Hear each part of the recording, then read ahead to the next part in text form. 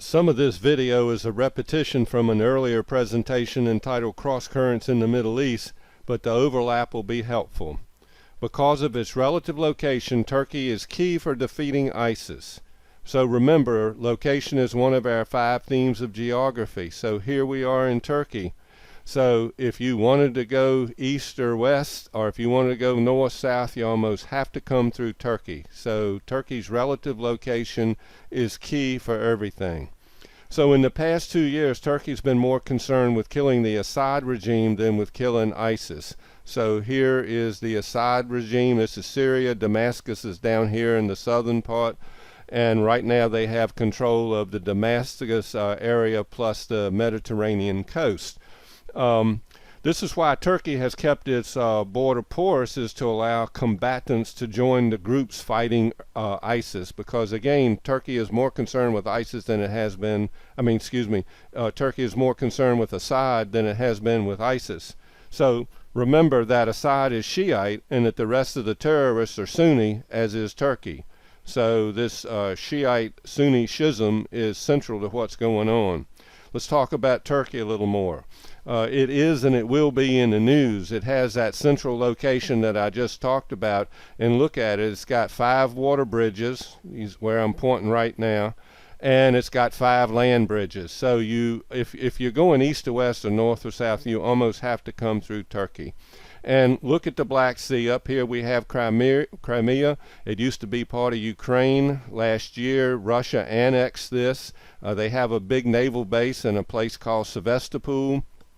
And look, they can't get out to the Mediterranean into the open ocean unless they come through Istanbul. It's called the Bosphorus Straits. It's extremely narrow. And the Dardanelles are right here, and that is also extremely narrow.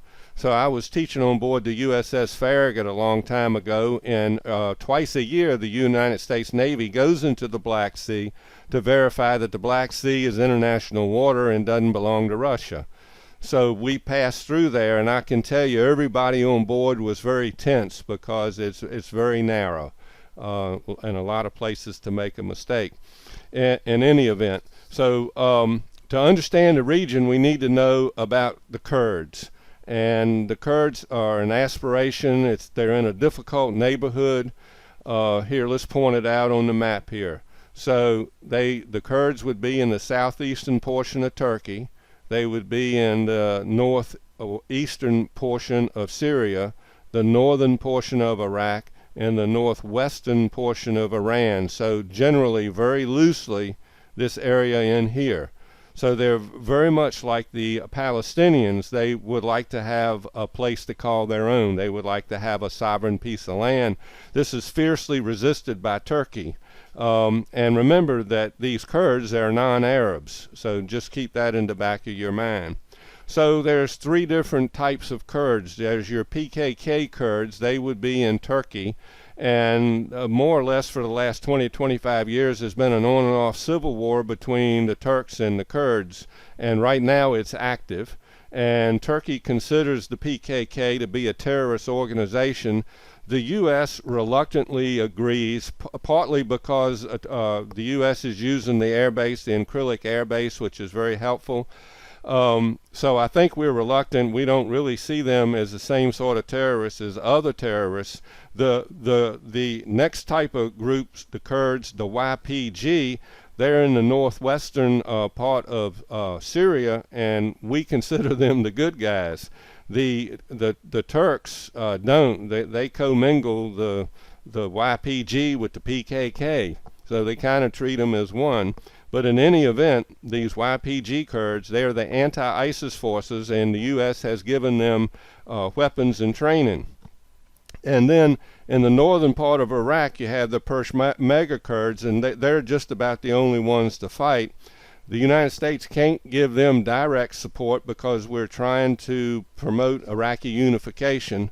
So right now, Iraq is more in name only. It's not really a country in the general sense of the term. And remember the demography of what's going on in Iraq. In the south, you have the Shiites. In the middle, you have the Sunni. And in the north, you have the Kurds. So over in Syria, you have Assad. And Syria is an Alawite, which is a branch of Shiite.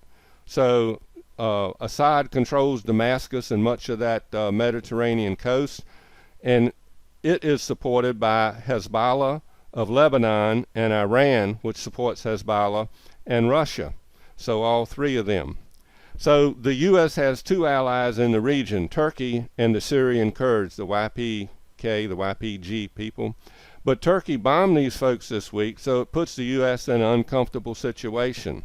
So, in addition to the Sunni Shiite schism, there's the Al-Qaeda, the al-Nusra, the Taliban, ISIS, Russia, and the U.S. operating in the same general space.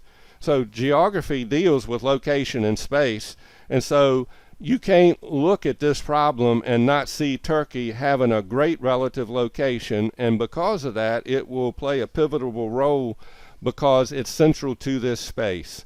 So this is just a wonderful example of relative location. Remember that there's two types of location. There's absolute location and there's relative location. If I were to give you a latitude and longitude for Turkey, that would not be very relevant. But if you see what I've just described, you see its relationships to everything around it, so its relative location makes it tremendously important. Thanks. Bye.